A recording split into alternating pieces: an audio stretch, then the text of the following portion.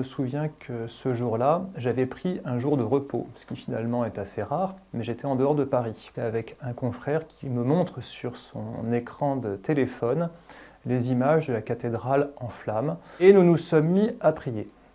C'est la première chose qu'on a faite, c'est qu'on a récité le chapelet. Et puis je suis rentré très vite à Paris. Il y avait déjà énormément de personnes qui commençaient à se masser autour de Notre-Dame. Je me souviens de ces personnes qui étaient là, les gens qui pleuraient, les gens qui priaient, les gens qui restaient sans voix devant ce qui était impensable et qui était en train de se passer. Moi, je me souviens, en arrivant après cet incendie, et en voyant la masse des gens qui étaient là, de me dire, finalement, il s'est passé quelque chose de très important pour beaucoup de personnes, dont on n'aurait pas soupçonné d'ailleurs qu'ils soient bouleversés, parce que ça a impacté beaucoup plus largement que le monde catholique ou le monde chrétien.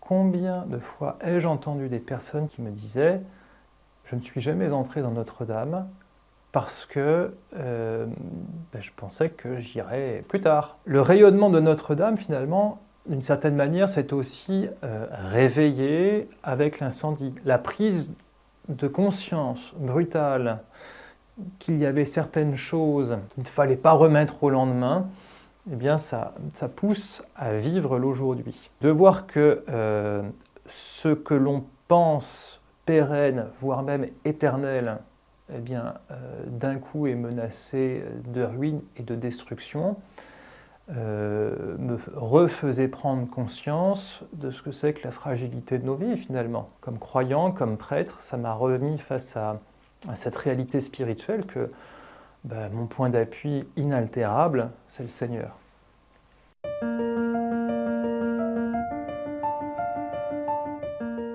Elle est faite pour rassembler, pour accueillir des personnes, pour accueillir des histoires, pour accueillir des itinéraires, pour faire converger des chemins.